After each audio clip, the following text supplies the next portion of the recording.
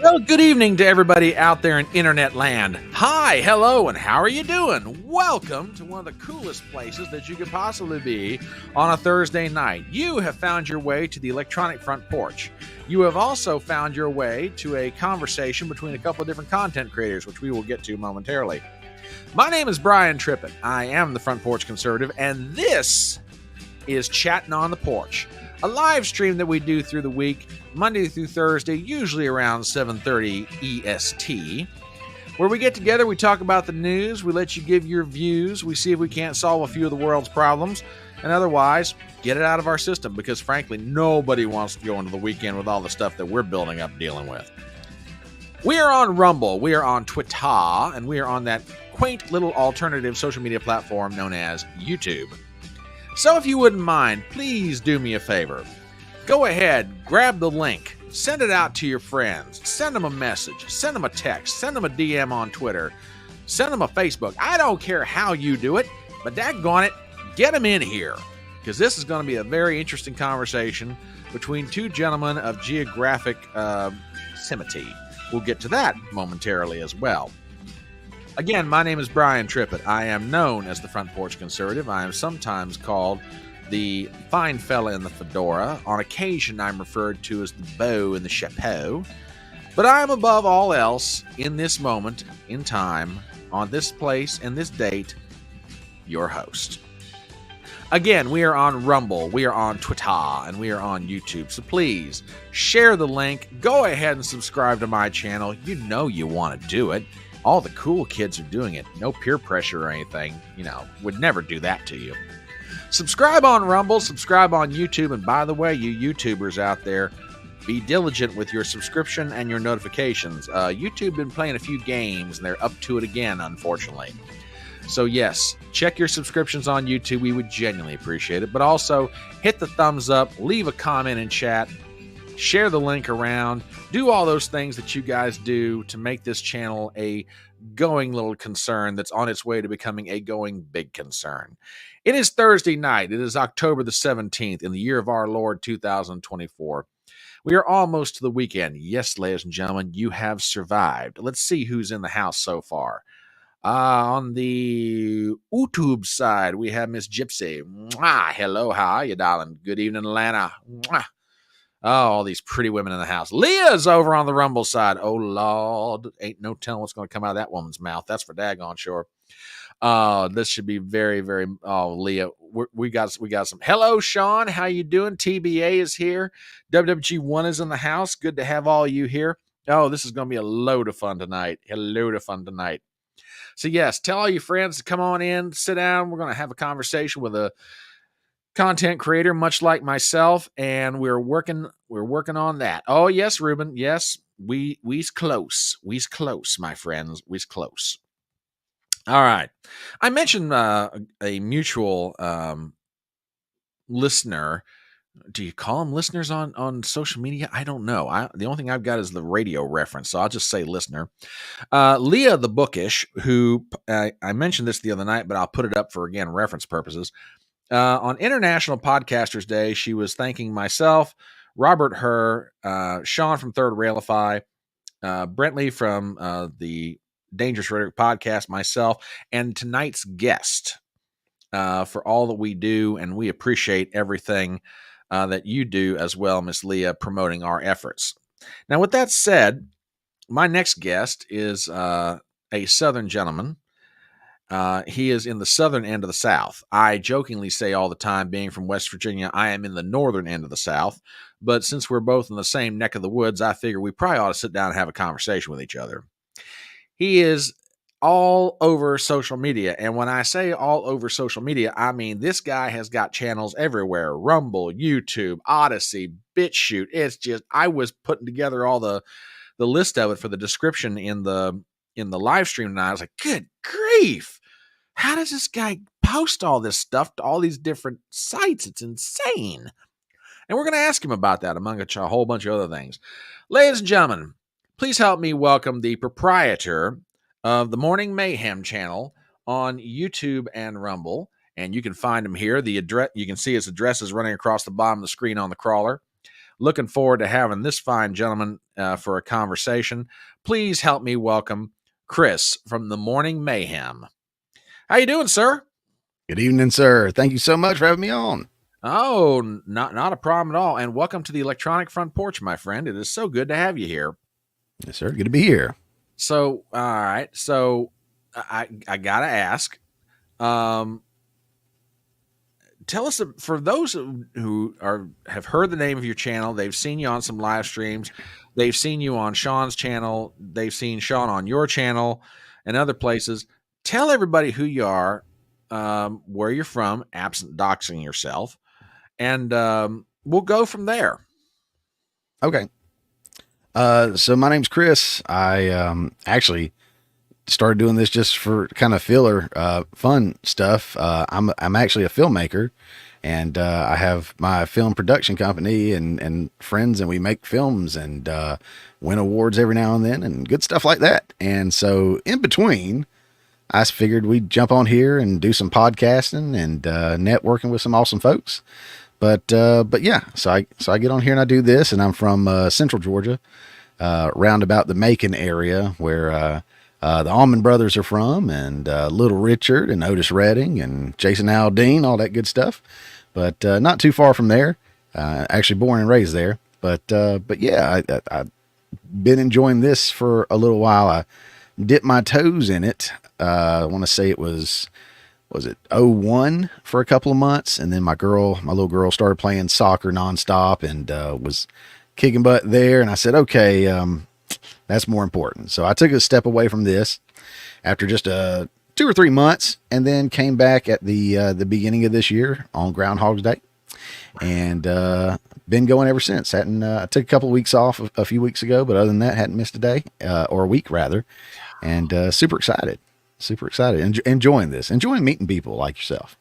Well, I appreciate that, you're already getting compliments already. Sean sets you up pretty well. Now, I tell you, it's just I've got an interesting audience. So just get ready, brother. Just get ready. I love your audience. Every time I'm in the chat watching, they're just. I was talking to Sean about it, just super supportive, man. I love when we do our audience, your audience is just, these people come in, they got your back, and they're supportive, and they're great to interact with. I've interacted with several of them. So great folks in there. Oh yeah. They are a load of fun. Now, filmmaker, how long have you been making film? And tell us, I mean, you said award winning. Let's hear it. I mean, here's your chance. Toot your horn and pat yourself on the back, brother. What have you won and what have you made? So all we've done is short films up to this point, but hold on. Mm-hmm. Define short film. Okay, pretty much anything less than an hour is typically considered a short film. We pay for everything ourselves. We've yet to do anything that we felt worthy of, like crowdfunding or anything. We will probably do that when we do our first feature length film, which I'm writing the script for that right now.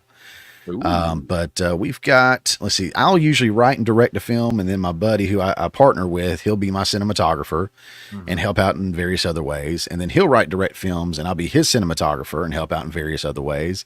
And so we kind of plan out the calendar year where we'll go shoot my stuff, and then while I'm in post-production, we'll go out and shoot his stuff, and then we'll both kind of be in post finishing our stuff up. Then we'll jump out and we'll do another one of mine, come back, do another one of his. And we did that for a little while, and then we started getting some people, offering some gigs, and some of those fell through and didn't end up becoming anything, and it threw us off.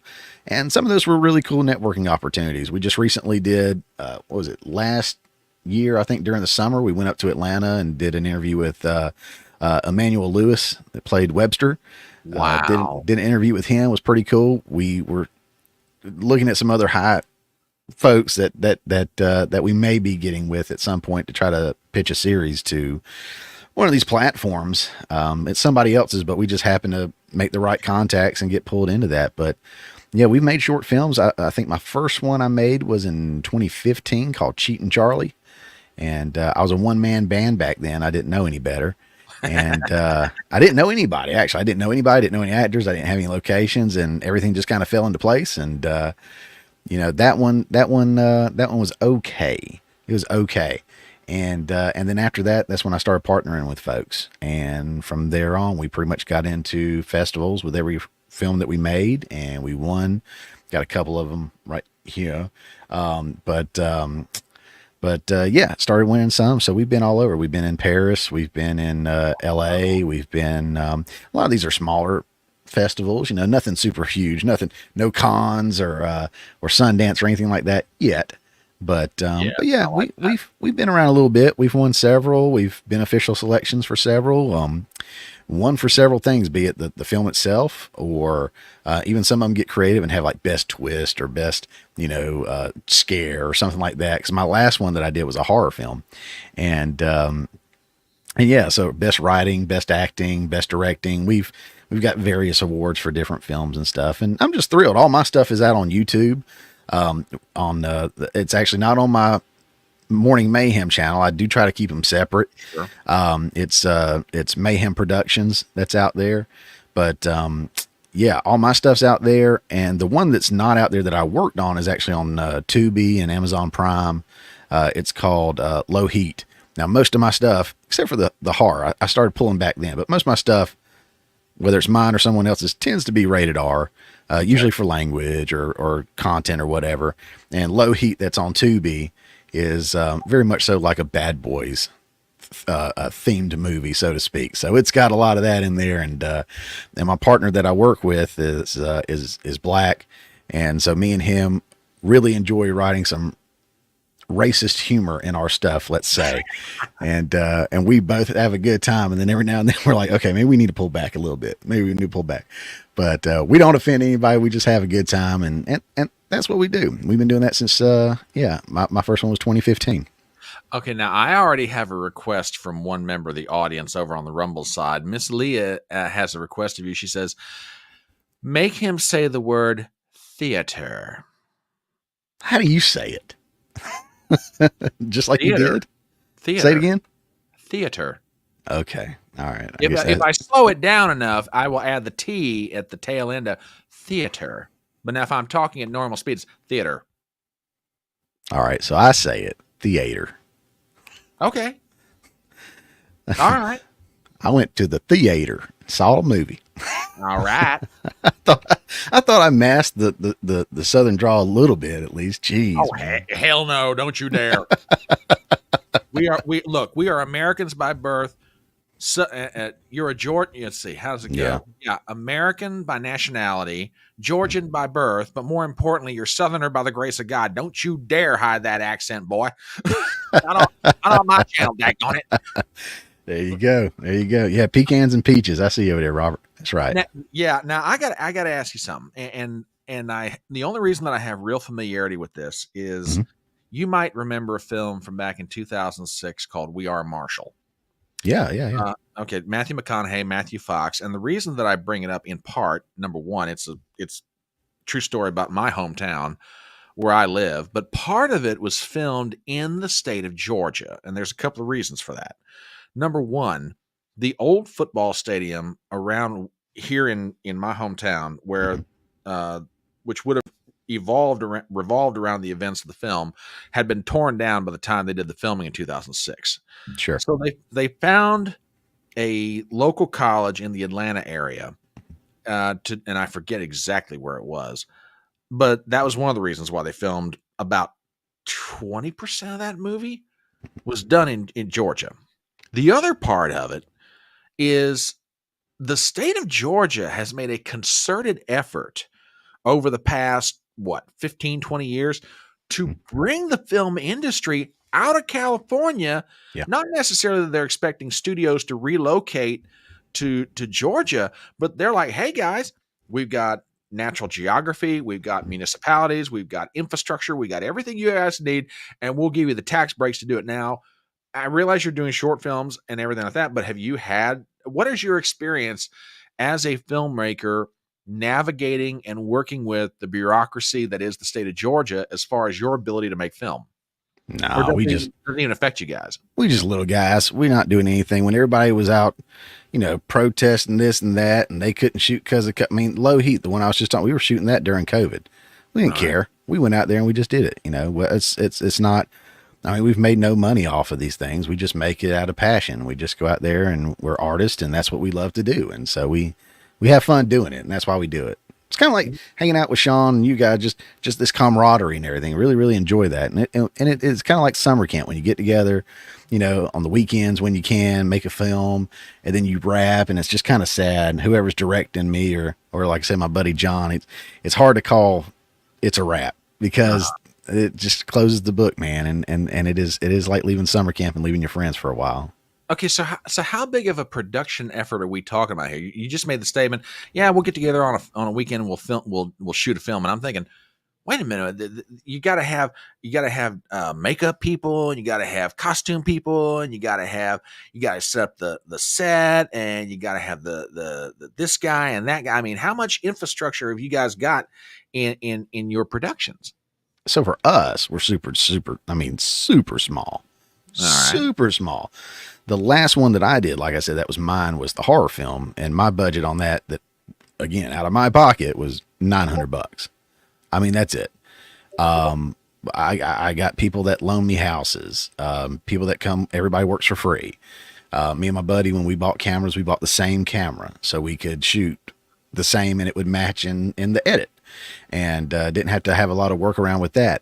And yeah, we've been, every chance we get, we're buying lights, we're buying camera gear, we're buying props, we're buying whatever, and mostly running off of a lot of favors. Like shooting the horror film, some random person I didn't know let me use their house and weren't even there. They just left us there and trusted us.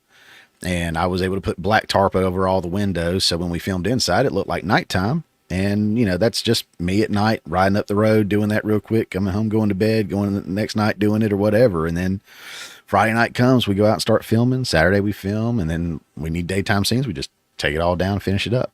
Oh my goodness. Oh my goodness. Yeah. A couple of thoughts ran through my head. All right. So how many short films have you done now as part of Mayhem Productions? The ones that fall under my title of Mayhem Productions, I think I've done 4 or 5. Okay. And this is over the course of what, 10 years or how long? Yeah. I did the first one. Then there was a long break before I found some people to work with. Okay. So yeah, the first one was in 2015. I think we shot it in 2015, put it out in 2016. So really since then, so like I said, about 9 years, 8 years, something like that. Okay, now if you are a student of film, and I've got a feeling you are, and without even me asking the question, you may have heard the term the John Ford Company, which, for people who don't know, the legendary director John Ford, who name any in his close association with John Wayne, had a group of actors, mostly Irish, that came to be known as the John Ford Company. They would be in a whole bunch of John Ford's films with him. They would do movies together. They'd run around together. It was almost like a daggone social club. And it almost sounds like that's what you guys have got going on down there via Mayhem Productions. Is like, hey man, we're doing a film this weekend. What are you doing? I'm in, let's go. And boom, everybody kind of converges on set and you guys take off running with it. Am I describing that accurately? That's pretty spot on. We tend to use the same actors and same crew. And like I said, it's me and him, kind of the core. And then we've got our other little core group. And then outside of that is, again, kind of a core group of folks that we pull from. Not every film, of course, we need every actor that we work with, but yeah, we work with pretty much all the same folks. So it's kind of like you said, John Fordish or Rob Zombie-ish. If you see his films, he uses all the same people. An example, Rob Zombie. A lot of them do that, and so yeah, that's pretty much it. We plan it out ahead. I'm a big planner. I don't like to do anything last minute, so I'll plan it all out. Everything goes on the calendar. I mean, you were talking about makeup and costumes. This last time that we shot, there was a girl that was supposed to come out that I've known for years. Her dad played, I won't say what character, but he played a big spooky guy. And she was supposed to come do the makeup. And last minute she goes, "Oh, I didn't even realize you were shooting right now." So I ended up doing the makeup. Oh, and they got pictures of me putting like a black eye on some guy and busting up his lip and then putting up the stuff on everything. I'm like, I'm giving myself a credit for this one. so we all have to do a little bit of everything around there, but it's fun. It's a great way to learn. It's fantastic. Yes. Executive producer, Chris, director, Chris, makeup, Chris. It's like, Well, this Chris guy, man, he really does a lot of stuff in these movies. I don't put it on my posters that way. A lot of people put it on their posters and stuff, and I'm like, nah, just once or twice. Written and directed by is good enough for me. I don't need all that other stuff. Okay. All right. Well, a couple of comments here on the YouTube side. A lot of TV shows in Vancouver use the same. Yeah, I've heard that same thing. Same thing with Canada. Very, very true. Fun tidbit: the song "Bad Boys" was written by a group called Circle K, and it's about 5 minutes from me. It's a subdivision called Forest Park. Oh well, there you go. Oh, how about that? That's cool. You just never know. You just never know. Now, so. You've been doing social media. I think you said you started back in 2001, but took an understandable break because of your daughter's activities. Mhm. I got to give you credit, man, because I was going through your channels, and like I said in the intro, I was looking at Rumble, YouTube, BitChute, Odysee, Facebook, dude. Now, folks, I'll let you tell your own story here. So you've got a film company.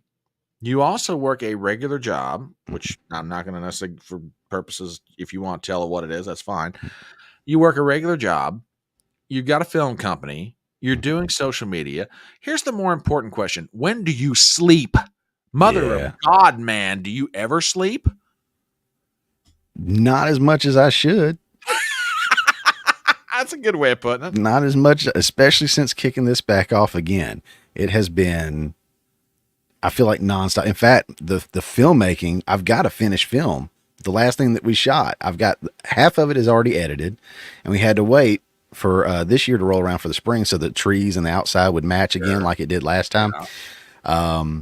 The other half sitting on the computer. I hadn't even touched it yet, and that was a couple of months ago because I've been so busy with this. This is, as you know, this is very, very time consuming and very, very labor intensive. So yeah, my wife's gotten on me. It's like, you've got to start sleeping. And I'm like, yeah, we'll see. So, yeah, I don't know. Yeah. And Leah over on Rumble and he goes to church on Sundays too. So, all right. Very good. Very good. Indeed. Yes. So tell me about the channel.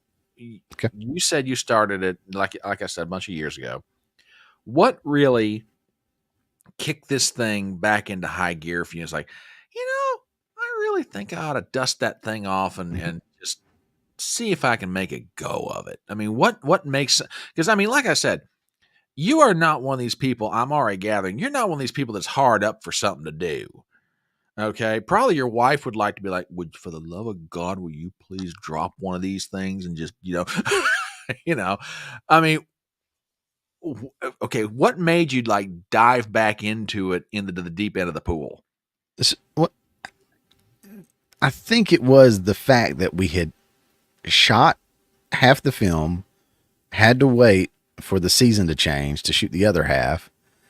And I like to stay busy, and I finished editing it, that first half, color graded it, added the effect, and I mean everything. And I'm just sitting there kind of twiddling my thumbs, trying to find something to do to be productive and creative. And I was like, okay, I'm gonna start the channel back up again. And before the 2001, I did it a little bit technically, but I just did the audio, and I did that for a while. And I was like, nah, gave it up. I couldn't find my groove. And I still don't think I found my groove, but you know what? It is what it is. But no, I said, you know what? I'm going to start it up and see what happens. And yeah, I'm a fan of the entertainment side of things, of course, with the film and stuff. So I'm following Nerd Rodic, Geeks and Gamers, Hill versus Babyface, Ryan Kennel, all those guys. Yep. Critical Drinker, dear Lord, following those guys. That's what God's saying all the time. Right. And then on the political side, I've been very, very politically outspoken over the last several years, and watching Liberal Hive Mind, Don't Walk Run Productions, especially the bigger ones, the Quartering Steven Crowder. Yeah. And the takeaway that I had from that is like, if I'm going to do it, I'm going to do it right. And so I kind of use Crowder as the base model there. Like I want to make my sources available. Mm-hmm. I clip the videos as much as I can instead of just pulling them up in the browser. I'll clip them and show them. And, I try to have a decent production value with what I do. Sure. And if it's something that I'm not 100% on, I won't share it because I want to be able to be fact checked.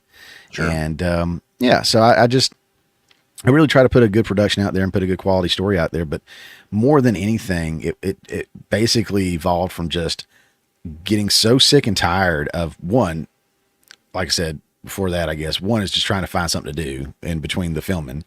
But just again, just being overwhelmed with how little conservative news is out there in the mainstream. And you have to come out here to YouTube and Rumble and wherever to get it. That's why I'm on all those platforms, is because I'm not trying to make money off of this. If I do, cool. That's awesome. I don't know, I'm a couple hundred away from 1,000 subs on YouTube, and, you know, Rumble's, you know, been pretty good here and there, but I mean, that's not the goal. The goal was just A, to find something to do, and B, just trying to be a net positive in the conservative sphere, so to speak, you know, and get the news out there. You know, I don't necessarily think I'm breaking any news, but if there's more of us that speak up and get out there, we start kind of oversaturating the pond, and then more people just have to find us at some point and start getting that opposite perspective than what they're getting on the mainstream news. ABC, CBS, CNN. I mean, they're just all, you know, parrots, you know, just repeating what they're told to say. And then you've got you and me, which will probably disagree on some stuff, but ultimately we'll agree on a lot. And what we share is the perspective of the more conservative side, the more, I think, logical side. But, you know, Sean's the same way. Robert's the same way. All these guys I've been, you know, networking with, and we're just getting that out there. And I think ultimately I just wanted to be a net positive in that. And I was just frustrated because I'm thinking of my little girl and the world that she's coming up in. And we've got to make some changes. And so I just wanted to, at some point, be a little speck in that net positivity that's out there on the web. You know, it's funny because everything you're mentioning, I mean, for my part, yeah, there's a lot of reasons why I started my channel. One is like, you know, at some point you got to have a voice, otherwise you're going to lose your mind. And what I mean is, you cannot watch this stuff and be like, you know, when I've got ABC, NBC, CBS telling me that the Emperor's suit looks absolutely fantastic, it's perfectly tailored, you know, the striping is good, the material's fantastic, and you're looking at the Emperor going, heck no, he's naked as a jaybird. You know, it's like, you got to scream it to the top of your lungs or you're going to lose your mind, because it's like, I am not going to let you gaslight me when I know what reality is. So I was like, all right, you know, I got inspired by people. For my part, I got inspired by people like Chrissy Mayer, you know, Nerdrotic, Eric July, and I thought, you know, we'll take the dive and we'll see what happens here. So, you know, a little bit of equipment, you know, bought at a yard sale from a Ukrainian named Voldemort. You know, some string and tin cans, and lo and behold, here I am. But the other thing that I find fascinating about it is, and I really want your perspective on this one, two things. Number one, it seems to me that there is an interesting place that a whole bunch of people are starting to get to. Now, here's what I'm getting at. It's not necessarily, and I've described this to Robert Lowry and other people too. There's a space. It's not a physical destination as it is a intellectual plane. And on this intellectual plane are people traveling different paths to get there. I mean, for example, from the political and the economic side, you got guys like Steve Bannon and Pete Navarro and Jack Posobiec and Charlie Kirk. They're all coming to the space. From the cultural side, you've got guys like Nerdrotic and Jeremy Grimes from Geeks and Gamers and Ryan Kinnell and all those cats. They're coming to the space. From the free speech and walkaway side, you got Brandon Straka and Mikey Harlow and Kerry Smith. They're all coming to the space. And everybody's kind of looking around at each other going, I know why I'm here, but what the heck are you? And one more group, and this group's becoming bigger all the time, disaffected liberals. Okay. I'll just drop a name. Not that I've ever had the chance to talk to her, although I'd love to have her on the channel sometime. Sasha Stone, one of my absolute favorite people to read. Sasha Stone is one of these people, and many others. They're coming to the space, and everybody's looking at each other going, I know why I'm here. Now, what the heck are you doing here? And the person looks back and says, I was going to ask you the same daggone thing. But everybody starts realizing the more they talk to each other, there's more they agreed on than they ever disagreed on. And everybody's asking themselves, why didn't we do this sooner? Mhm. I mean, are you noticing the same thing? And I mean, not necessarily because it's an election year, but I mean, just in general, culturally, are you noticing this same trend? Yeah, yeah. I think it's it's a balancing act, kind of like what Sean was saying about his questioning of faith last night. I do think there's that balancing act of the equalizing the or the equation, balancing the equation. You have so much push from one side nonstop. Media has, be it the news that's just feeding us garbage. You've got the films and TV that's, hey, let's make it about preaching to the audience instead of entertaining them. I mean, everything is just taking a dive off the deep end. People are sick of it, so they're all finding a place to belong and a place to share their perspective and their outrage and their love or whatever, and it's all just kind of migrating away from them, which means it's forcing us to the other side of that equation, which seems to be where we're all kind of congregating right now. Yeah. And it is interesting because I think JD Vance said it probably best. When he was called out at the VP debate about saying what he said about Trump back in the day, he says, yeah, I allowed myself to believe what you guys told me to, what the news told me to. I was so manipulated by what you all said. I did say that about him, and I felt that about him. And now that I've actually gotten to know him, I don't feel that way. And I think that's where we're all at too, because they were trying to divide us and separate us, black and white, conservative, liberal, rich, poor, northern, southern, whatever, just any way they can find division. It was, let's just keep them separated, Tower of Babel stuff going on here. Let's keep all of them wandering around. Well, we're finding each other. And because of that, YouTube and these other platforms are just blowing away mainstream media numbers. Absolutely. Because this is where truth is. This is where reality is. All that's just manufactured crap. Well, before I get to that, your good friend, Sean, who may not be a good friend after I read these comments, says of Chris, he burns the candle on seven ends. And by the way, why don't you ask him about his other job as a Chippendales dancer? Excuse me, what is this? Does he know something we don't? I mean, or is he just pulling everybody's leg here? I'm just saying, you ever seen that SNL skit with Chris Farley and Patrick Swayze? I mean, a lot. Big boy got to do what he got to do. And this big boy season, y'all, it's getting cool out there this morning. Watch out. Oh, God. Okay, right down the gutter we go. It only took us, 30 minutes? I'm just kidding, man. I'm just kidding. Tell you what, since it's the top of the hour, let me do a real quick commercial for both of us. If you've happened upon this live stream and you're seeing these two very handsome Southern gentlemen sitting here exchanging ideas about everything that we happen to hit our brains with, my name is Brian Trippett. I'm the Front Porch Conservative. This is Chris from the Morning Mayhem.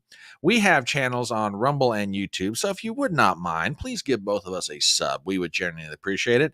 Hit the thumbs up on this live stream, share the link around, leave a comment. We would genuinely appreciate it for both of us, as we are, as my friend Mikey Harlow is fond of saying, we are aspiring grifters. So, help us grift. So anyway, all right, there's the commercial. Let's get back into some stuff. I got to ask you something, since we're sort of on the topic of Hollywood and other such things. I was talking about this with Sean the other night. Sorry about that. I was talking with Sean the other night about this, and you probably heard the conversation I had with Culture Casino, who's probably somebody you follow or you've heard of anyway. Heard of. And for people who didn't see that live stream the other night, real early on in my channel, I had Culture on here because he covers the business side of Hollywood. And by the way, if you've never had him as a guest, look, not that you want to drop my name, I don't care, but you probably would love to have him on your channel for an interview. He's just really good. Okay. And I asked him, I was like, look, you cover the business side of Hollywood and the entertainment industry. I said, how big of a threat are we folks out in social media to Hollywood and or the news industry? He said, and the exact word he used, existential. And I said, well, why? I said, I said, in my case, I'm a small timer. He said, yeah, but you can do production of content at a cost so astronomically smaller than what it takes these guys to do, and produce something with the potential to be just as good as what they can crank out, and they know it. Now, in your case, you're making short films at this point. You're going to make a full-size film, somewhere down the line. What is your view about, I'll use the term legacy media versus what's going on right now in short film, independent content creators, indie films, that sort of thing? Are you noticing the same things? Yeah. Okay. I would say so, because again, back to what I was saying, they've pushed us away with their preachy and pushing stupid narratives and stuff like that. They're not telling good stories. And you go watch somebody with one of these little guys that goes off, shoots a little film with their camera in 4K, and then comes and puts it on YouTube or Vimeo or Rumble or whatever. And they tell a better story, and they're more passionate because they want to tell that story than they want to make that bank. And you're more entertained. And that's what we want. The audience wants to be entertained. Yeah. They come to your channel because both entertainment and education, with the news that you share and the entertainment that you bring. Good Lord, you are such an amazing speaker when you talk. I'm just floored and blown away. You give me more credit than I deserve. And we're hungry for that. We want that escape. And man, it's so much easier just to click on a video, watch it, in a few seconds you don't like, click on another one. You haven't invested in much. And you can do that, and you can find what you want to watch, dive in, start watching their other stuff. I mean, you look at, there's a great movie that came out a few years ago, called Lights Out. Yeah, and it was a viral short that didn't even have any dialogue in it. There was no dialogue in it. It was this short, and it went so viral, they reached out and said, "Hey, we want you to come make the movie." So him and his wife came out and made the movie. And next thing you know, he's shooting Annabelle Creation with James Wan. He did the Shazam movies that came out, 1 and 2. And he's just doing the thing. And it all started because he put something up on YouTube that he was having fun with and passionate about. And he still makes YouTube videos, little shorts like that, and educational stuff on, hey, this is how we shot this and stuff. And I applaud him big time. His channel's called Pony Smasher, and it's a funny name. But yeah, David Sandberg, I think is David F. Sandberg is the director's name, and just such a down to earth, cool dude. And he's not even from here. He's from I don't even remember where it is, Holland or something. I don't know, somewhere over there.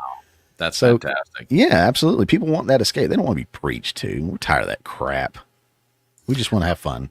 Oh, exactly. And in that in mind, I've got a question from the audience. Gypsy asks, what are a few of Chris's inspirations, favorite books, movies, etc.? Yeah, that's just a really good question. I mean, where do you get these ideas for the short films and for the stuff that you're working on right now?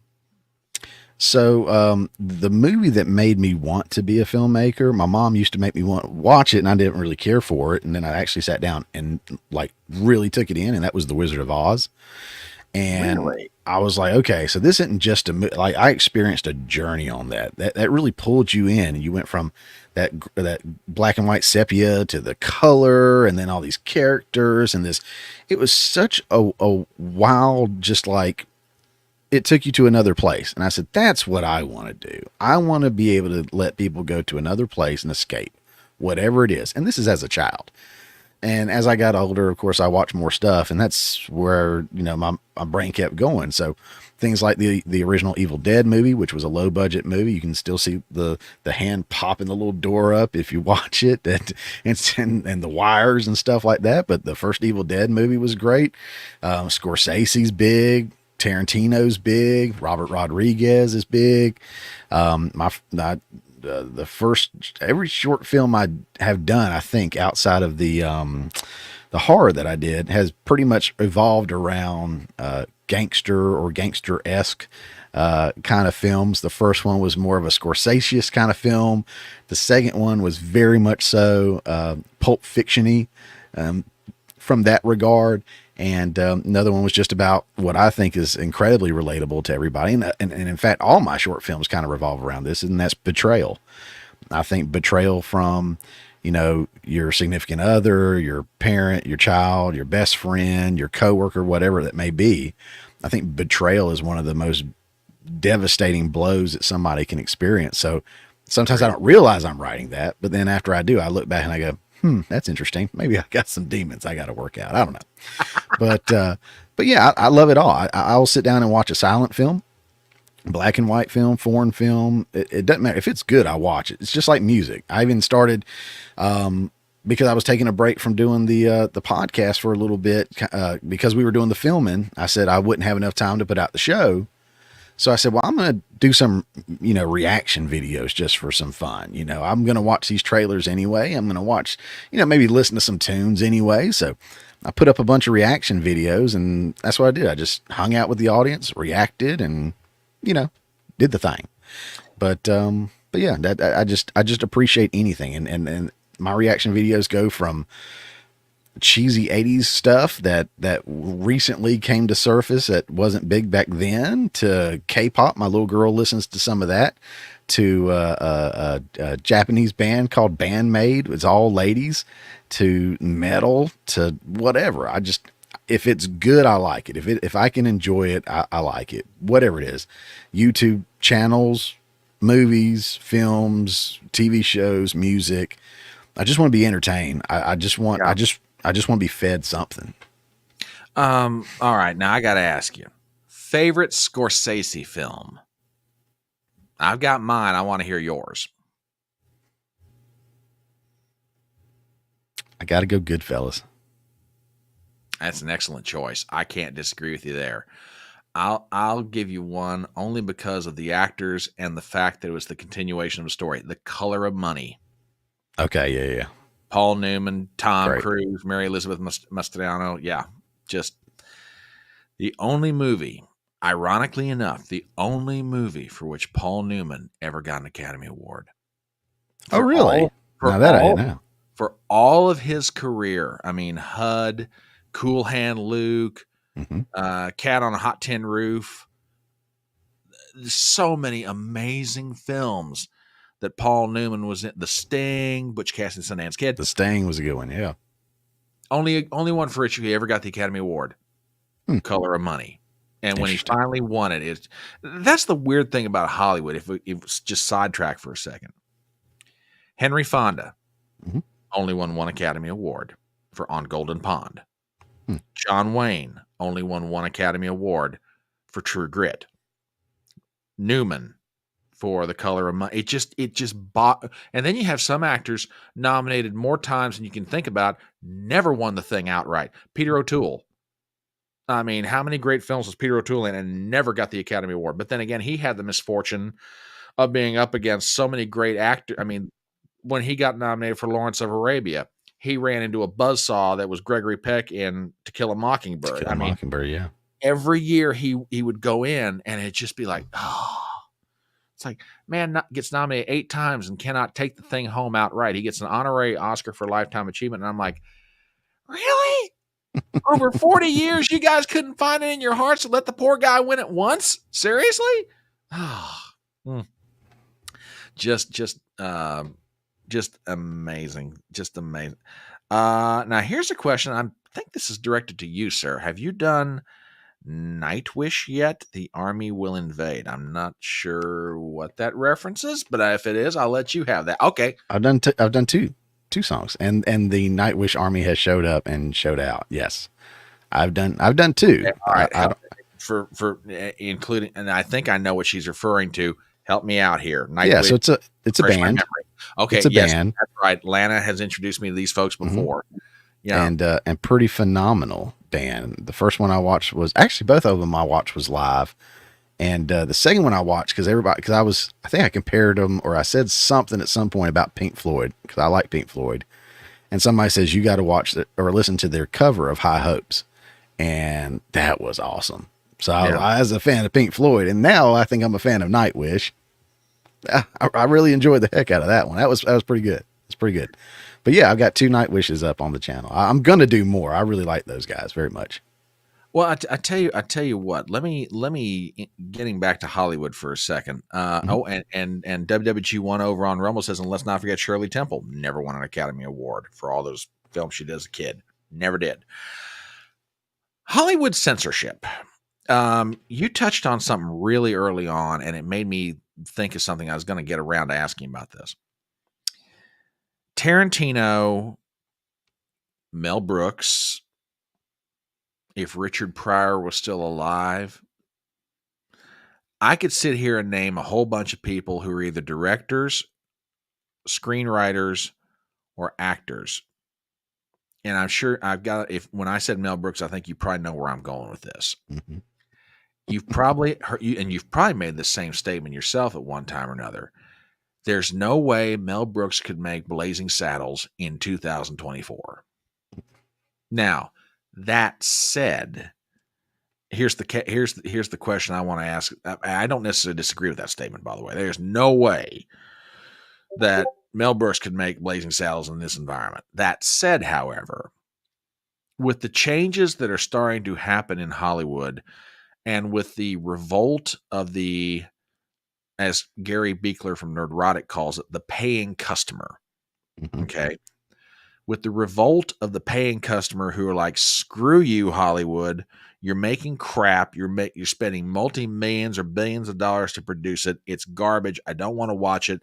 I want to go watch these guys. They're making stuff out of passion and love and heart, and it's better quality, and I actually enjoy watching it. Do you think it's reaching the point, if for no other reason, the basis of economics, that the sensorial attitude in Hollywood and the entertainment industry is changing? In other words, it's loosening up a little bit. Or am I totally wrong on that assumption? I think it's starting to, but those people don't care so much. And this is what's weird, man. And talking to folks and watching other folks on channels and stuff like that, it's just some of these people and some of these companies don't care about the money that much because Yeah. they're going to get it back. They can write losses off as, for a business expense. Hey, we had a $50 million loss on this film. Yay. They don't care. They care more about their messaging than they do their profits. However, you do have some studios out there that are starting to wake up and come around. The problem is, whatever they decide to do, they're probably going to be 2 to 3 years too late at it to Yeah. make that shift, because these productions start 2 to 3, 4 to 5 years out, depending on how big they are. Getting greenlit takes time. Then you got to do all your pre-production, takes time. Then go into production. Then your post-production. I mean, most of the films that we see today were shot a year, 2, 3 years ago, maybe even 4 years ago. Mhm. So once they do pull that trigger and make that change, we still going to be here watching them. I don't know. And that really only affects the big studios and the studios that want to be the big studios. When you do go out there and you find the smaller studios or the smaller productions, they don't care. They're back to like what I'm doing and like what you were saying. They're making the passionate films. And I'll tell you one streaming service that I don't know where they are politically. I don't care. I think they do a fantastic service for indie folks, and that's Tubi. And it's free. Tubi is free. And it's a streaming service just like Netflix. And they've got great films out there. In fact, I think they might even have some, Peter Fonda stuff. Who knows? But they got big films, they got little films, and they don't discriminate. They don't care. They're like, bring your films here and we'll pay you your residuals. And so, I mean, people are flocking there. And I think they're going to overtake Netflix and a lot of these guys because it is free. You've got some commercials, but it's free. Yeah, I mean, and I need to start watching more stuff on Tubi, but it's like, I mean, it amazes me. And I know that guys like Gary Beekler from Nerdrotic, the boys from Geeks and Gamers, um, Culture Casino, Valiant Renegade, many others that, they can focus on the business side of it, but I don't see how some of these studios, and that gets to something else I've never quite understood. Disney, which I'm not, I mean, that's a whole rabbit hole in unto itself. Mm-hmm. But outside of Disney, what other big studios are left? I mean, yeah, you've got Amazon. They're getting into the movie business because Jeff Bezos has got more money than he has sense. You've got Netflix is getting into the movie making business. But outside of those three studios, the old ones have been bought up mostly by Disney. Fox, 20th Century Fox, gone. MGM is now under Disney in one form or another. It's like Paramount is barely hanging on. It's Paramount, gone right? through so many iterations now. Paramount is just a shell and a shadow of its former self. Hmm. I don't know how any of these big studios are still doing it, and not just the big studios, the streaming services make no sense. I mean, again, and guys like Culture and Valiant Renegade and all those cats and you can speak to the business side of this stuff way better than I can. But from a consumer's perspective, to the average layman, I'm sitting down here watching this, going, "There ain't no way in the infernal regions of Dante's hell you guys can be making money. It's impossible. There's no way. You're losing your shirts on the production end of it. There ain't no one knows what your real subscription numbers are on the back end of it. And it's like, I don't know how y'all do it. I have no idea." And I got another question from the audience. And by the way, drop your questions in, folks. If there's stuff you want to ask this man, I mean, don't let me hog the conversation. I'll be happy to put them up there for you. Do you do any storyboards or short list for your films? And if so, how does that process work? Yeah. So I don't, for what we do right now, I don't really do storyboards because I don't think it's necessary for our short stuff right now. Mm-hmm. But shot lists are basically, for those that don't know, you sound like you know. No, I don't. I don't. No, Look. Talk to me. who like asked the question? Robert. I think Robert probably knows. Let me say that. Robert may know. Talk to me like I'm your crazy Aunt Ethel, okay? That I don't know a daggone thing, which isn't too far from the truth, by the way. Okay. So storyboards are essentially like, think of a comic book. You see the action unfolding in these little blocks, right? Okay. That basically is how you can draw out your film. Like, I want this angle and I want them to stand over the shoulder like this, and I want them in the distance that way, and I want the door over there. A lot of that comes with not having the luxury of having my own locations and everything. Okay. Sometimes things change at the last minute. So storyboards, I don't do. They're very time consuming. I don't see a direct return benefit on that right off for what we're doing, but I do shot list. I shot list the heck out of a film, and a shot list is basically the verbalization or written down form of that storyboard. You're basically saying, the interior home, and who's going to say what and everything like that. That's your script, and then you break that down, saying, okay, in this scene, we're inside. All right, so we're going to shoot this way, this way, this way, get a wide here, go over there. And that way you have your coverage. So you got your close-up shots, your wide shots, your fun little Dutch angle stuff. And it's a way for you to tell your story through the camera. And that's where I really get creative, when I'm the cinematographer. So, Robert, a lot of folks, I think, will do their own stuff for their own film. John and I that work together, we actually flip it. So if it's my film, unless I have a specific shot I want, and he's my cinematographer, I let him come up with the shot list, because I feel like he is going to bring something to the table that I haven't thought of.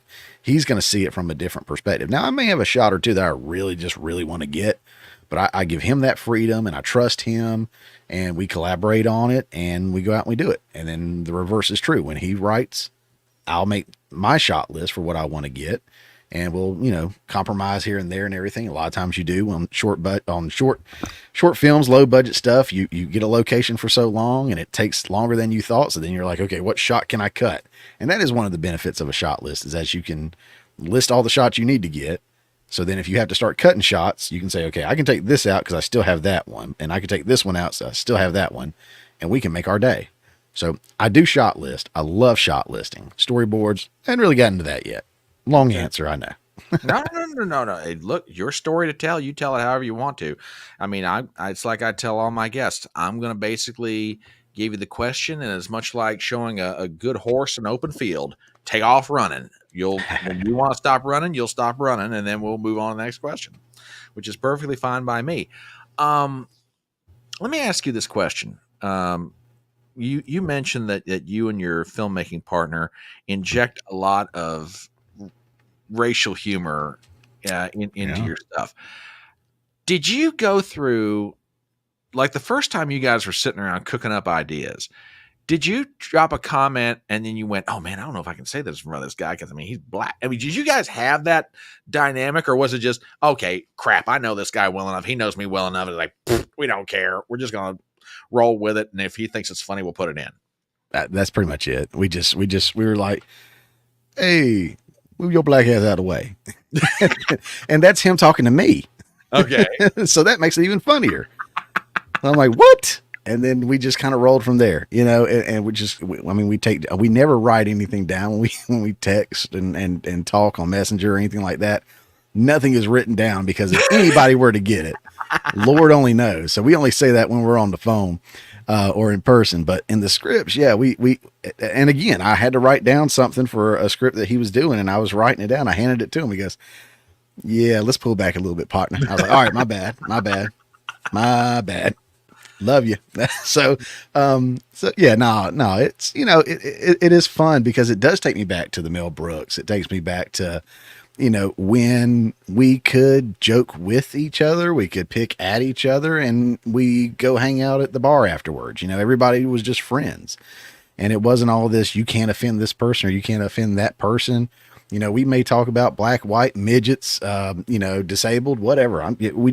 We do it in a playful way. We are never trying to hurt anybody's feelings, but I mean, of course, feelings might get hurt. And I know at some of the festivals that we played at, especially the one that's in Macon, there were a lot of people who were like,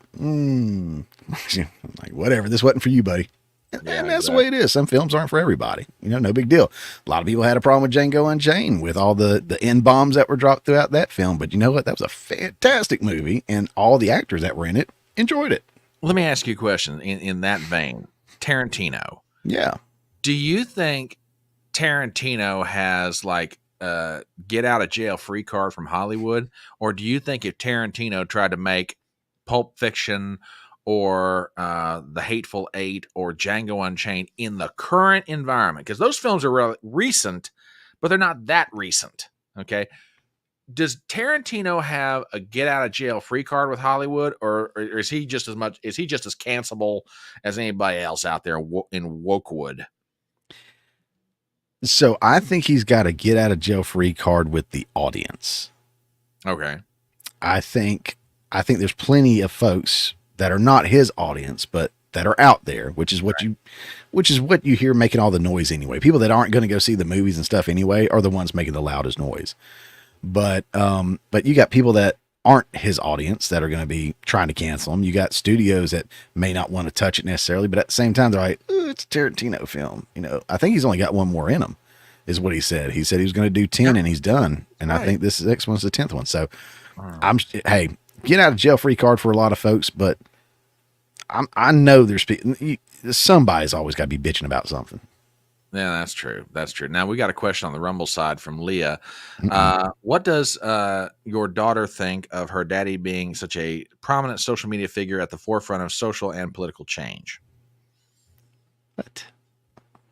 Look, I'm simply relaying the question, sir. Leah, you're such a lovely human being.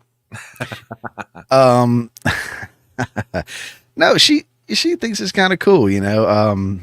I'll show her little clips, or I reacted to one of the music videos for one of the songs that showed me, the K-pop, and she just thought it was cool. She was like, okay. She's like, you're cheesy, Dad, but I could tell. She was like, that's kind of cool, Dad. So she likes it. In fact, we recorded several reaction videos a little while back when she was, I don't know, maybe 2 years ago. We haven't put any of them out yet because I was hoping to build up a catalog, but she just got busy with life and stuff. And now she's in middle school, and the last couple of years she got into the gifted classes, so they have heavier workloads and stuff like that. And she hadn't even been doing the soccer because of the heavier workload. So we hadn't had time to do all that. But she wants to be, she's artistic. She wants to write. She wants to do art. She's a fantastic artist with her drawing and sketches and stuff. So I love that she has it, and where my parents couldn't see it, my parents weren't supportive of that for me. I'm excited that I get to be supportive of that for her and really push her and make contacts that could lead her to, you know, who knows what. I mean, one of the ladies that I met at the, I did work at the film festival out of Macon. I was I was on the board there for 4 years, I think, and made some contacts there. And one of the ladies used to work with Bette Midler. She was the script writer for her and did stuff with her and other folks, and Jerry Bruckheimer's wife and all this and that. And her husband was like executive producer for, was it Melrose Place for like 7 years or something like that. And they actually don't live that far away from me. So I'm trying to hook it up where we maybe go to dinner with them one night, and they can talk to my daughter about writing, because that's something she's passionate about, and that's something she does for a living. So, you know, she thinks it's cool a little bit, but she's also like, Dad, you're so cheesy. She's in that phase right there, you know? Okay. All right. Now, all right. Well, what about the missus? Because, I mean, obviously very supportive of everything you're doing. Is she involved in the filmmaking process as well? Or is she kind of like holding down the fort? It's like, honey, I'll be here when you get back. Yep. I got it on this side. You go do your thing. Yeah. She's a homebody. Okay. She's a homebody. She kind of keeps to herself and does her own thing. And, as long as we put it on the calendar, I've got this going on, you don't have anything going on. Is that cool? Yep. And we do it. She goes off and does stuff every now and then with her friends, and I hold down the fort here, and vice versa. So as long as we make time for each other every now and then, we good. All right. Well, we got a couple of questions on the YouTube side from Gypsy. Montgomery Clift, his birthday today. Did you know he was a hermaphrodite? That's an interesting factoid that I'd never heard of. No, I did not know that, actually. Didn't know that either. Didn't know that either. And I think this one is with a hint of sarcasm, but maybe partially serious. When do you think Tarantino's going to make a child trafficking film? I will wait. And I don't exactly see Tarantino doing that sort of thing. Over on the Rumble side, I got WWG1. I have easier questions for your guest. What is his name? What is your quest? What is your favorite color? What is the airspeed of an unladen swallow? Like, what have you been smoking over there, for the love of God, you wing nut? I mean, good Lord, man. That's where Leah and Sean are. Y'all, I don't know, y'all rubbing off on them or what, but, yeah, great questions. The wing nuts are their own unique set of animals over on my Rumble chat. Okay. I love every one of them. WWG1 will drop me some absolutely fantabulous memes at the beginning of my show. I mean, I'll just get going. I'll see the intro, and then all of a sudden he's rolling in about 3 or 4 memes. He just popped them in there. I'm like, oh Lord, I have no idea what this is going to be. I'm terrified. Then you got TBA, you got all of them. Zippy, who is not here with us tonight. Yeah, I think the wing nuts are rubbing off on Leah, and they're probably corrupting her even more than she already is. Just saying. Let's see. This wingnut is a Monty Python fan. Oh, we've lost a few of them. Graham Chapman being one. Terry Gilliam? I believe Terry Gilliam is another. Thank God for the ones that are still alive, because, man, I do not want to see those boys pass from this world. I know they will, but the humor that they have done over the years is just, I can literally sit around and quote parts of Holy Grail and some of their comedy sketches, and I think my favorite sketch, 2 of them, is the parrot sketch, the parrot at the pet store sketch, and the argument sketch. If you've never seen them, for the love of God, man, you have got to, you've got to go watch this. Find them out on YouTube. Just type in Monty Python, the argument sketch, and it's just absolutely pricelessly funny. Well, now this I have no idea on this one. I don't know if their politics are copacetic or not. Could not totally tell you. But we'll get into the question of politics here momentarily. Let me ask you a question, as someone who keeps a very sharp eye on matters, entertainment, cultural, etc. If you had to tell my audience right now what is the biggest trend that you see developing out of Hollywood as it relates to entertainment, I mean, not even having to do with the business side of it. I mean, something that you're seeing as a regular occurring thing that people need to keep an eye on, when they're trying to decide, do I want to go watch this? Do I not want to go watch this? Hey, be advised, if you are going to go watch this, you're going to find this in that particular piece of entertainment. What would you tell people right now that you see is like a regular recurring pattern with Hollywood? I hate what I'm going to say. Just know that I hate what I'm going to say. And this has been a pattern for a while, and it's such a obstacle course, really. And it is simply the strong female lead. And what I hate about it is there are great movies with strong female leads. Fantastic movies with strong female leads that came out in the 70s, the 80s, the 90s. Yeah. If they came out now, they would be in the mix with all these other ones that are not good. And it would be hard to pick them apart. That's why I hate this answer, because there are some great movies coming out now that have strong female leads in them.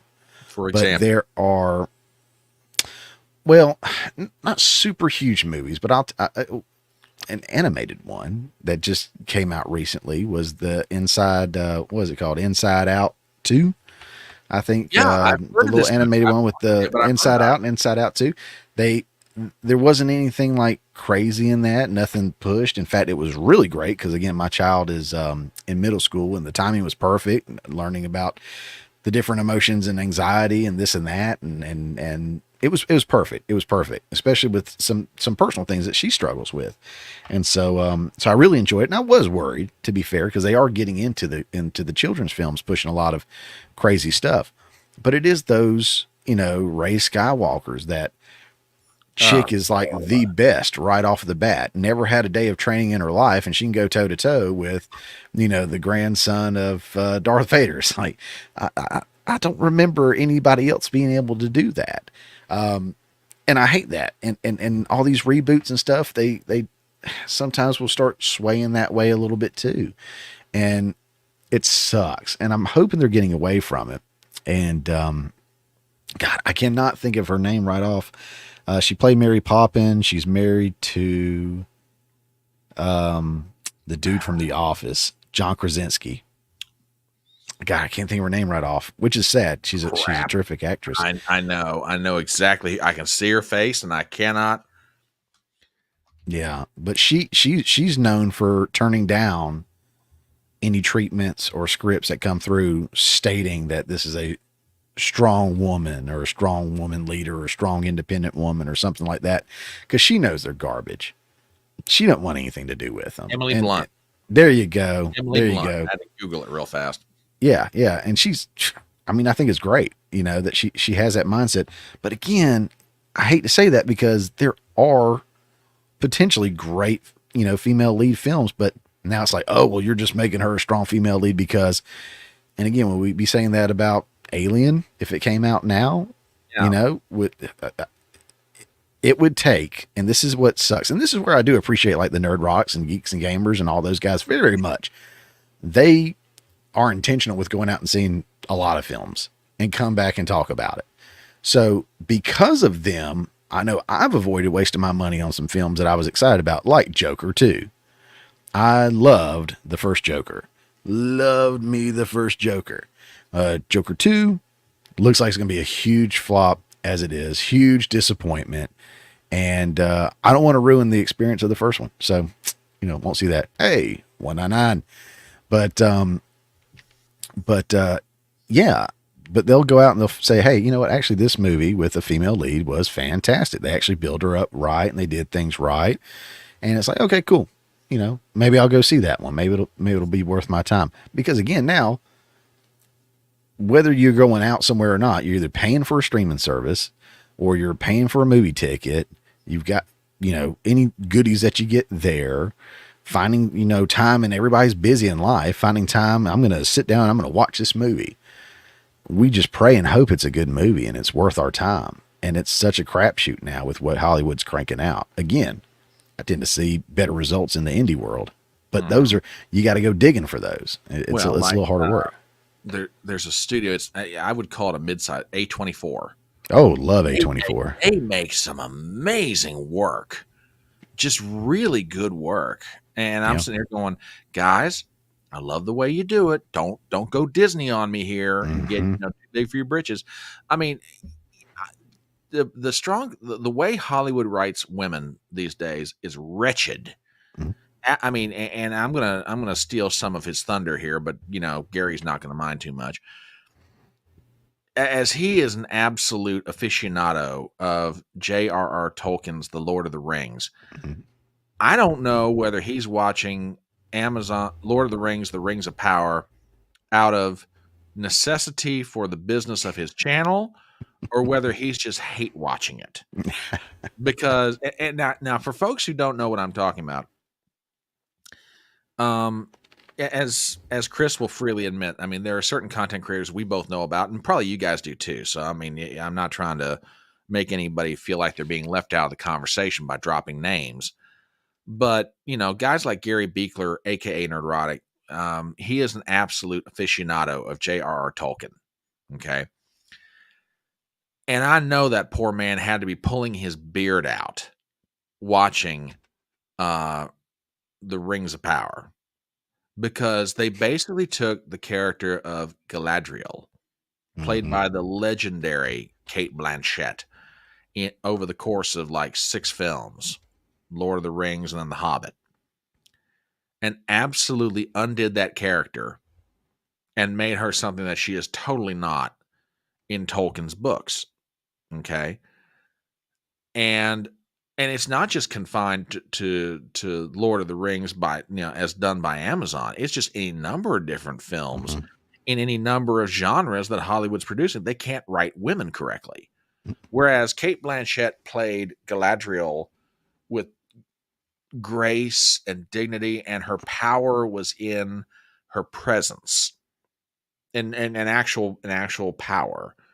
They're making Galadriel in the Rings of Power to be like this female kick-ass warrior chick, and it's just and people who are true fans of Tolkien are sitting there going, the poor man is spinning in his grave like a weather top. It just and it's horrible with it. Well, Marvel's another good example of this. Brie Larson, who I think is a really good actress, is just absolutely being wasted with the MCU. She really is. I mean, there's so many. It's just you're right. They don't. And here's another franchise where they've done it. They've just ruined these characters, absolutely ruined them. But I mean, I absolutely agree with you. Hollywood cannot write women, not anymore. And well, they don't know what one is. Yeah, that's true too. That's so true. Ugh, absolutely terrible. Well, I tell you what, let's shift gears a little bit, talk about some things closer to home where you're at. And before we do, real quick commercial. You see this guy right over here? Crap, I never can get the camera right. You see this guy right over here? This is Chris from the Morning Mayhem. You see this guy right here? This is Brian from the Front Porch Conservative. We have channels on Rumble and on YouTube. If you're not subscribed to our channels, please go ahead and give us a sub. We are doing our best out here to try and make content and commentary for you good folk. Also, hit the thumbs up on this live stream. Check out all the links to Chris's channels, which they are in the description for this live stream tonight. And let's talk about Georgia. Oh, your state is fascinatingly interesting. And for all the wrong reasons sometimes. That is not a setup. Okay. That is not a setup. All right. And I say it's interesting, but let's start with something that's really close to home with you guys. And it's definitely affecting people in your state. Hurricane Helene. Everybody, because of, I won't say totally because of, but a lot of social media has focused on the devastation in eastern Tennessee, western North Carolina, etc. And people know that Hurricane Helene went through your state, but it's almost like you guys get little to no coverage. I mean, yes, former President Trump made a visit down there. I think Vice President Harris has made a trip down there. But you guys, by and large, no one's hearing about you. What's going on post Hurricane Helene in the state of Georgia. And I'm going to pop up a map, and you can let people look at this to describe, what happened or the track. Because as I think we talked about this, the way you described it, the track of Helene went up the eastern side of your state. It came in right around here where I stopped. Okay. And just kept kind of shooting up that way. Northeast. Yeah, northeast, and kind of whipped on around up that way. Okay. Yeah. And then went up the western side of South Carolina. That's right. That's right. Okay. Yep. Okay. Yep. So what goes on in your state? All right. Obviously, this hurricane's rolled through. It's done damage. How are the people of Georgia holding up?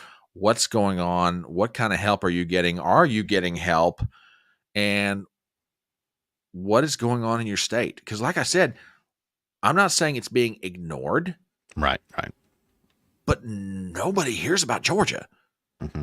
So, I mean, you're down on the ground, man. What's going on? Yeah. I mean, Brian Kemp, our governor, who, love him or hate him, was out there trying to, stand up for the state and get federal funding and help and everything. And I forget how many counties were impacted, but they only wanted to recognize like 10 of them. And it's like, no. So, I don't tell the company I work for, but I do work in insurance. I've shared that many times. I work for a insurance company, and I'm the IT support desk guy, and because of that, I talk to everybody, not just at the home office, but everybody who's out in the fields, everybody's out in the counties. And I will tell you, everywhere around that little swath that we were talking about, they're still struggling. One of the guys I was talking about, and at the very, very bottom where you can see that little interstate sign for 75, that very last one down there is by Valdosta, Georgia. Yeah. Valdosta is where my aunt and my cousins live, and it was hit very, very hard. It was hit very, very hard. And those folks are doing better. They have power now. It took them forever to get power to some of these places. And some of these counties on up there, one of the insurance agents that I was talking to, he says, we have like trailer parks and stuff around here. These storms came through. They're completely gone, wiped off the face of the area, whatever. And families are huddling up and sleeping in tents at night because Jesus, they've got nothing else, whether they don't have family around or anything like that, or no federal funding. The government's not there to help out. I'm not a big socialist kind of guy, but if you pay into the system, you should be able to withdraw from it. And so, these are hardworking folks that are out here having a hard time. Some of the agents that work with us, I sing their praises every time I get a chance to, because those guys, some of them don't have, and ladies, I mean, I'm not, guys in general, but some of them don't have power at their houses still. Well, they may now, but they were going without power at their house, without water running, some of their property damaged, vehicles damaged. They forced themselves to get to work so they could write claims checks for the people in their community that needed them. We are not one of the biggest insurance companies, but we are often one of the first ones on site to write these checks and take care of people. And I love that about the company that I work for. It's a company that cares about their people that they serve. They're people that work for them. They care about the Lord and families. And I see that. And that's something that, I talk about a lot of time if I do talk about faith, which I don't talk about that often, but just a quick plug. Last night, I was on Robert's channel, The Washcast. Single most important conversation I've ever had with anybody is about faith and where they are with faith. And Robert, not to out him because he's very public about it, but he is a gay man. He's a gay conservative guy. And he had a lot of questions about that and how it lines up. So we had a very, very, very good conversation last night. And that is on The Washcast. And you can find it pinned on my Twitter. Fantastic show. Everybody left with being friends. The chat was amazing and supportive, and it was a healthy conversation. But off of that, just, you could see that love this company has by the way they work for their people, and they're driving through other people's parking lots to get to the office to help and do whatever they got to do. And it's just amazing. Most of them, bunch of country folk, They're either fishing or hunting or camping or, building stuff, so it hit the right part for these right people to come out there and knock it out.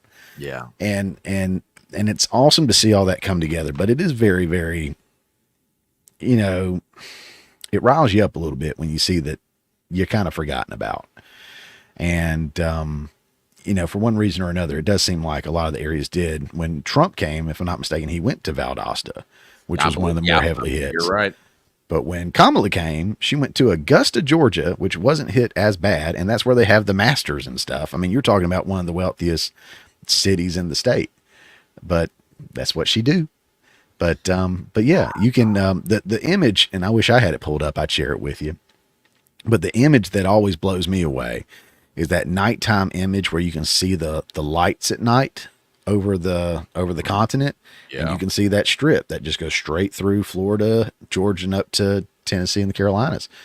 And you can see how many are without power when that storm came through. And it is a very large swath through Georgia. Oh, yeah.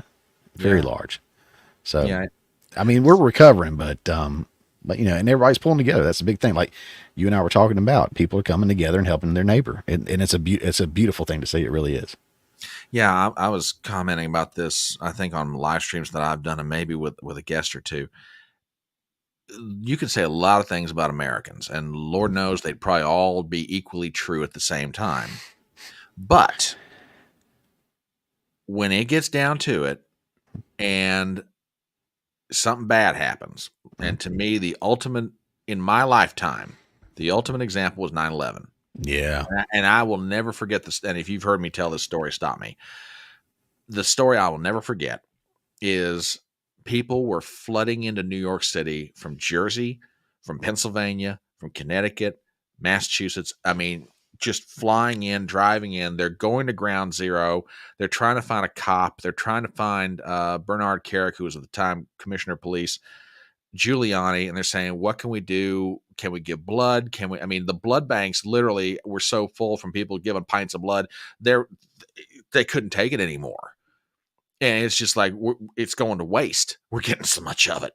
And finally, Giuliani at some point said, guys, we absolutely love you. We really do.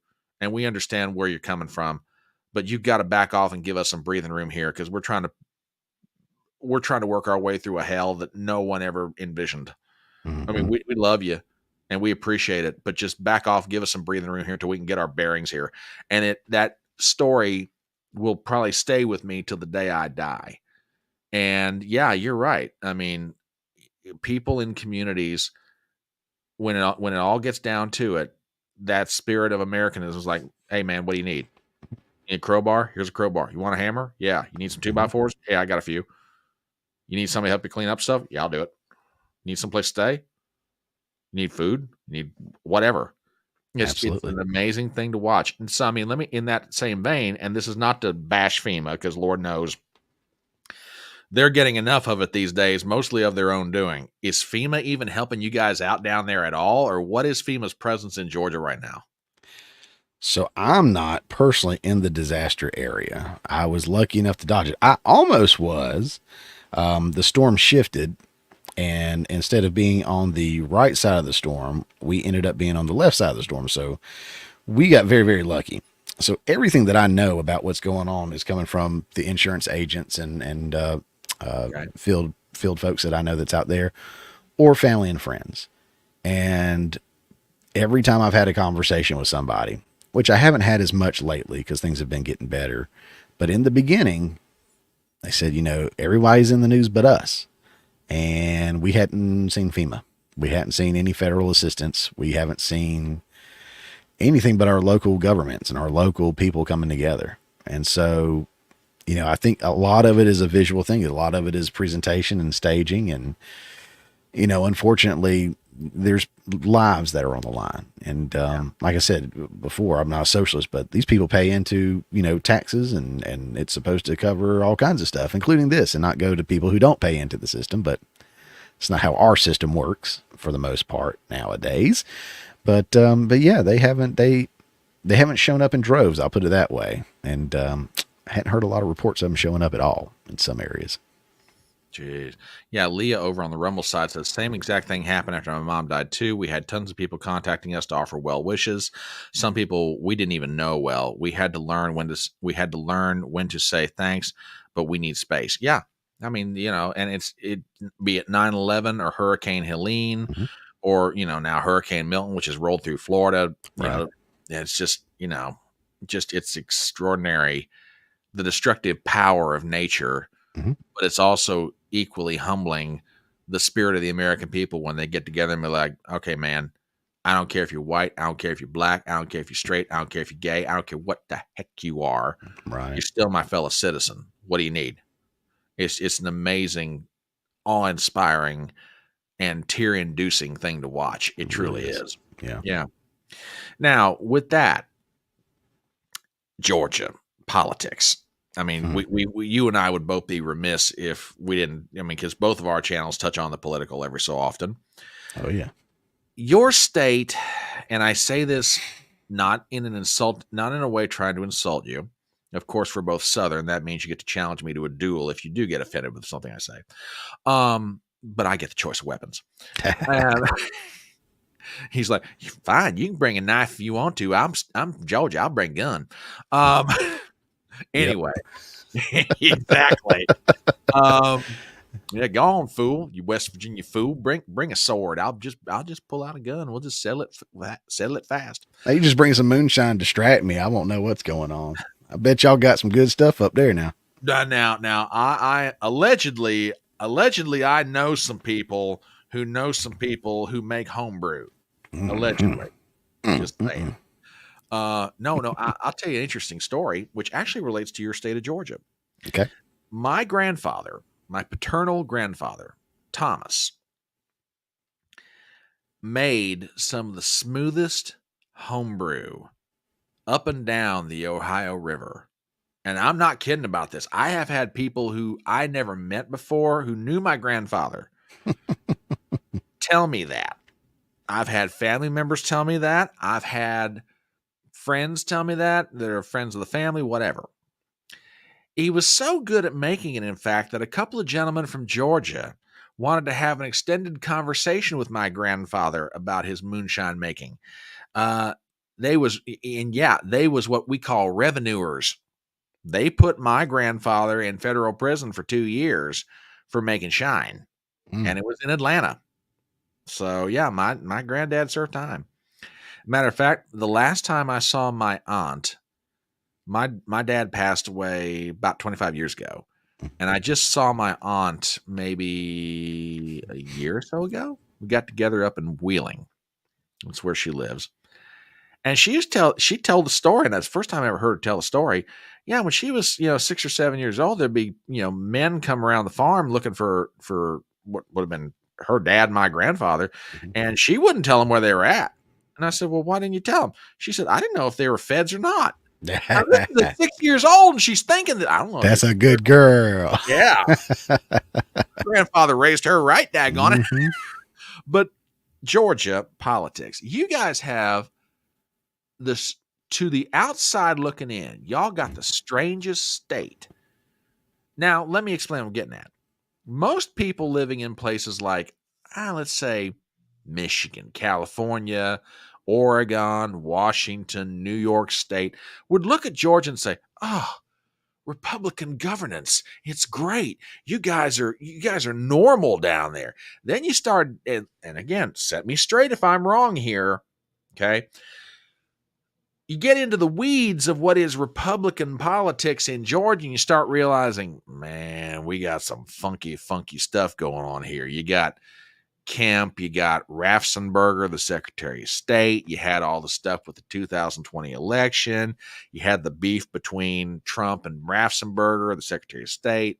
You had all kinds of chicanery going on. And it's like, for people who don't know anything about the politics of Georgia, if you had to describe, if someone from a blue state said, "Tell me about Georgia. I mean, you guys are Republican down there. I mean, your life is good, things," but you would tell them what exactly? Yeah. So outside of the cities, it ain't that bad. Unfortunately, Atlanta and the area around Atlanta make up the majority of the state for population. So the way I always said it was Atlanta wants so bad to be a little New York. And then Macon wants to be a little Atlanta. So you can map that on the demographics for the political alignments there. You can see that Atlanta is just deep blue. Macon has now become mostly blue. And then you've got Savannah, big touristy spot, big city. Mm-hmm. It's blue. And I think Columbus would be the only other place I'd point to because it's like a big college town.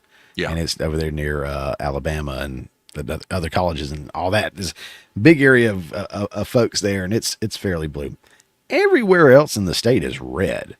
And when you start getting into the local governments, mostly red. And you know, everyone just kind of leaves us alone. Everything seems to be pretty fine. But for some reason, we end up with 2 Democrat senators. I'm completely boggled at that one. But I do think what the problem was when that happened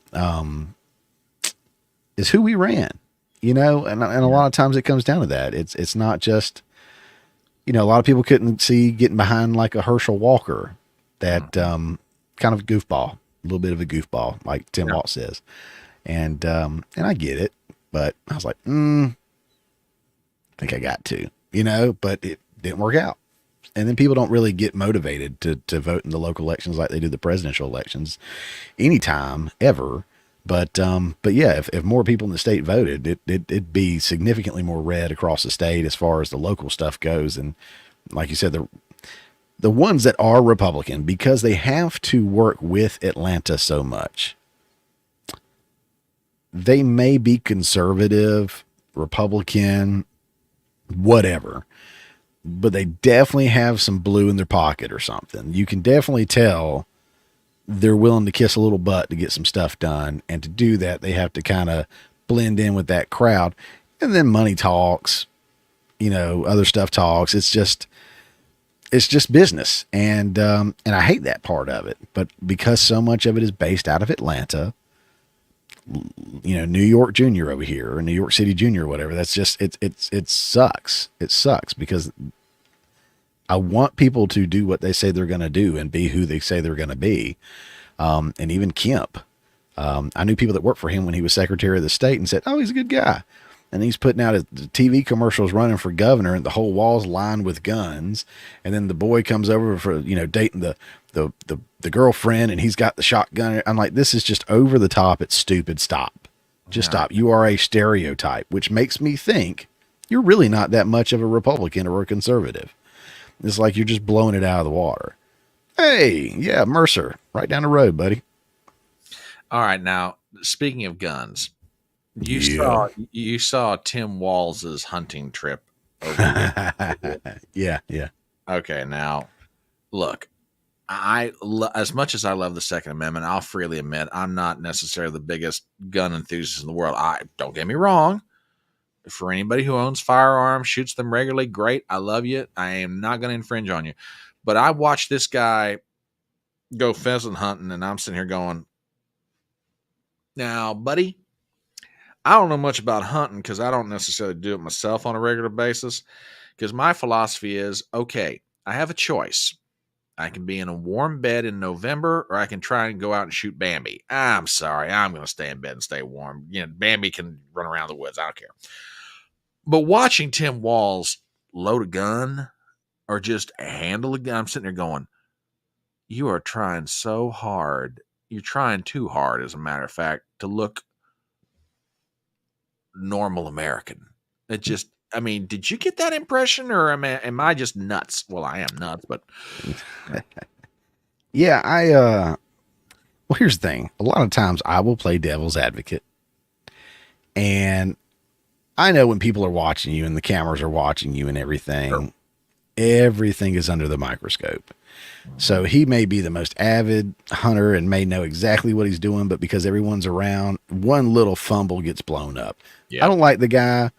I hope he doesn't win. I hope they don't win. That ticket doesn't win. Don't get me wrong. But I mean, to play the devil's advocate, that's completely possible. Yeah. Outside of that, everything else about him has been pretty fake. So I'm very liable to think he's pretty. I mean, it was a video of him. Oh, I'm going to the fair. Here's my daughter. We're gonna go get a corn dog. I know Dad, the one you're talking about. I'm a vegan, Dad. Oh, okay. All right, we'll go get turkey then. Like, wait. Are you dumb and you don't know your daughter's a vegan? That seems like something they can't shut up about. So you'd think especially if it was your own child. No offense, vegans. I'm just saying it's it's not a secret with you guys. But but yeah, he didn't look in place. And both of them are trying way, way, way too hard to look normal and come across as normal and make Trump and Vance look like the out of touch idiots. And Vance has got one of the best like come up stories there is. And they're picking at him because he was successful and went to Yale. Like, that's like, you're weird. Like, why is that a bad thing? The dude went from nothing to where that's the American dream. That's showing that anybody can do it. You think you'd rally behind that.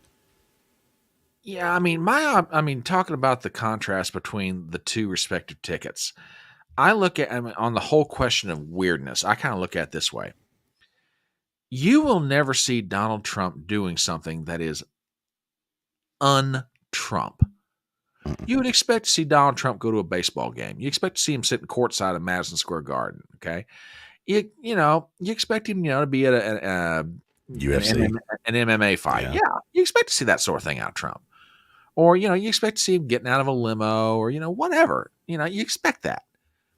You will never see Donald Trump doing something that is unnaturally un-Trump. That's maybe not the best way of expressing it, but that's the best way I can come up with on shorthand. Same thing with Vance.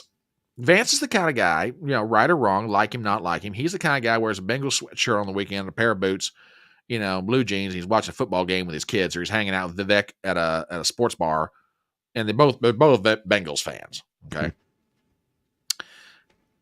Walz and Harris can't even do that. I mean, there's something going on right now tonight, and you probably, if I drop the name of the Alfred E. Smith Dinner in New York City, one of the oldest political traditions in America. Presidential candidates have been going to this thing since 1960. Okay. It's a white tie dinner, raises money for the Catholic charities out of New York. Kamala's not going. She is literally she's sending in a video message or an audio visual message. And I'm thinking, really? Trump's going to go. Trump went in 2016. He would have gone in 20 if it hadn't been for COVID. But I'm sitting there going, you are trying so hard to look like average America. And, you walk down to the border wearing a $60,000 necklace. And people are like, really? Here's something that's going to be a little bit out of character for Trump. Fried cooking at McDonald's this weekend. That's going to be interesting. But, all right, I got to ask you about Georgia. You guys are a battleground state. I know you guys are starting early voting. You're like maybe 3 or 4 days in at this point. Yeah. And I'm not expecting you to give us like minutia detail of what's going on in your state, but what's the feeling you get when you're talking to people? I know you can't say definitively on November 5th, sure, Georgia will go, but when you're talking to people, what's the feeling on the ground? You've got the die-hard Democrats and doing the filmmaking stuff and the entertainment art stuff like that. I've got a lot of those in my circle, and some of them just as die-hard as you can possibly imagine. Okay. Facts mean absolutely nothing to them. Okay. And then, like you were saying, I've got a lot of people who've left the Democrats that are voting Republican that actually liked Trump in 2020 and may or may not have voted for him then, sure, but are absolutely at the point now, like, nah, we got to get him back in there. I'm talking about people that you wouldn't expect to be Trump supporters, but the tides are turning. Atlanta, when they rolled him through there, when he had to go to court and whatnot, and the streets were lined with people out there supporting Trump. I really think if they'll go out and vote, I really think things are looking good. I heard Crowder today was talking about early vote numbers coming in, and it's leaning conservative in Georgia. And, I'm optimistic about that. I know we're going to go vote Saturday. We're going to go ahead and knock that out. But But yeah, a lot of the people I talked to, you just got some of those diehards that just won't let it go. And I felt the same way about that with Trump folks. Back in like 2016, you had some diehard Trump folks that were like, he can do no wrong. It's like, yeah, he can. Yeah, he can. And he did. Yeah, and he did. And you know, I didn't vote for him in 2016. I didn't vote for Hillary either. I voted, what's his name? Gary Johnson, Libertarian.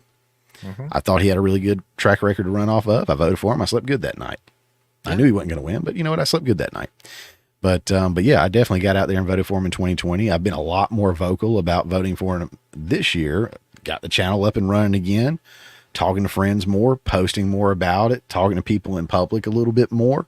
And I'm hoping that now it's not so taboo to be a Trump supporter, whereas if you walked out of the house with a MAGA hat on, you risk getting your butt kicked or shot in some places. Now I'm seeing those all over the place. So I'm really feeling like the tides are turning in Georgia. You're going to have your big cities, but outside of that, I really, really think even in those cities, you're going to see a big change this year. Let me ask you a question. And since you're on the ground in Georgia, you can probably better answer this than most people. A lot has been made this year, and not just in Georgia, but nationally, about African-American men and the African-American community in general. Mm-hmm. You know, it doesn't matter whose poll you're looking at. You're seeing a higher percentage of African-American vote saying, yeah, I'll support Trump. And we're talking in some cases, mid-teens, low 20s. And if that actually materializes, doesn't matter which state you're talking about, it's lights out. Because, I mean, remember, Biden won the presidency on 50,000 votes spread across 6 different states. Mm-hmm. What's going on in Georgia? What are you hearing among friends of yours in the African-American community? I mean, are they willing to talk about it to you? And if they do, what do they tell you? Yeah, they're the main ones. I've got a couple that, you know, I'm sorry I can't vote for someone who doesn't like people that look like me. And I'm like, I want to tell you so bad. But unless somebody engages me in that conversation, I often don't go that deep with them. Sure, that's fine. But, you know, I love them and I hope the best for them. But at the same time, the people that do engage in conversation, I mean, when we were going up to see Emmanuel Lewis, when we were driving up to Atlanta, that's where we shot that interview up there. And I'm the only white dude in the group. And we're talking, and pretty much everybody in the truck's voting Trump. And I'm like, that's what I'm talking about. And we get, and again, the pictures and the videos and everything you're seeing out of Atlanta, blue Atlanta. Yeah. And you see them in the streets, you know, blank words for Trump and, you know, whatever. They're out there in droves, man. And I think what has happened is people are starting to wake up to a couple things. One, I think people like us are making a difference because you're starting to see more and more the mainstream media getting called out on the lies and the leaning that they're doing toward helping out one party over the other. People are being woken up to that fact. And you're starting to see again, a group of people that continue to be promised to be taken care of by the Democrat Party that aren't. Oh yeah. And then when they look back at Trump, be it better or worse, you know, you think about the stimulus checks that went out. Sure. Which is a one-time thing. You know, some people get hung up on that. I'm like, guys, it's not happening again. But when they actually look at it, they're like, you know what? I had more money in my bank account. I was able to, support my family better.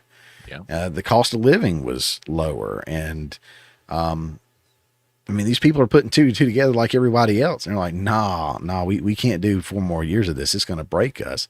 And, I think they're starting to see that not only all of that, but the genuineness, the authenticity behind Trump versus everything else that's getting pushed out there with like we were saying earlier, with your Kamala Harris doing the crap she's doing and Walt's doing the crap he's doing, trying to be relatable. Mm-hmm. Then you got the billionaire out there that's more relatable to everybody, which is hilarious to me. Yeah, I was talking about this on my channel. I think it might have been with Sean last night, or if not, it was very recent. People cannot understand why my state of West Virginia supports Trump the way they do. Because here you got a New York billionaire from Queens, mm-hmm. and you got Appalachian people living in West Virginia. You would think that they have nothing in common. My state voted for Trump in 2020, I want to say 65 or 70%. Mm-hmm. I mean, outside of maybe one other state out west, we were the highest percentage state for vote share for Trump in 2020, and no one can understand why. And I'm like, it's real simple. They relate to each other because they look at Trump and go, this guy uses common sense and he tries to take care of people. And if you take the average West Virginian and you ask him, hey, how do you decide what you're going to do? Well, okay, I'm going to take care of my family first. I'm going to take care of my community, and I'll use my common sense doing it. And they look at Trump and go, this guy's not going to injure me economically versus y'all that want to shut down our coal mines, our natural gas plants, and everything else that we do in this state. So it's like, screw you guys. I don't care if you're a Democrat or not.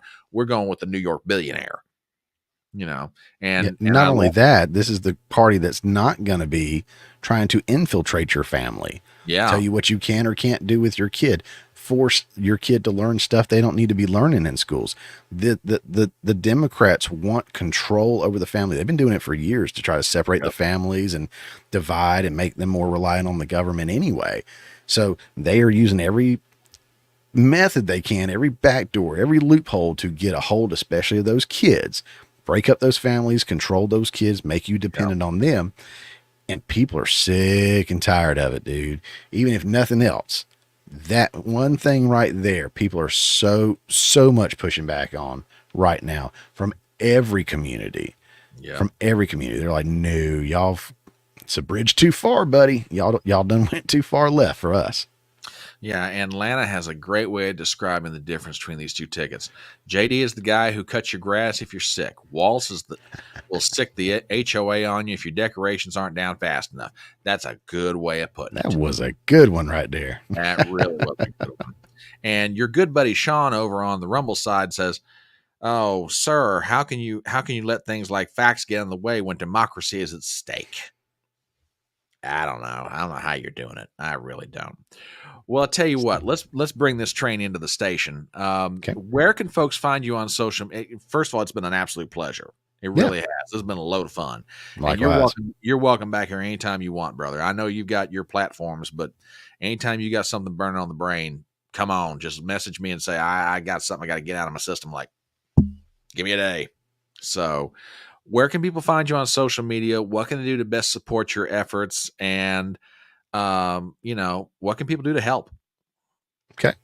Well, thank you for having me on. It was an absolute pleasure. Once Leah tagged you, of course, I followed the other guys. I'm like, all right, if Leah's watching these guys, I got to make sure they're not feeding her garbage. I got to take care of my Leah right here. Right. We'll go see what these guys are all about. And loved your channel. Only caught you live a couple of times here recently. And I was like, okay, good. Let me catch them when I can. And then interacting with these guys in the chats. I mean, oh yeah, jam up crew there.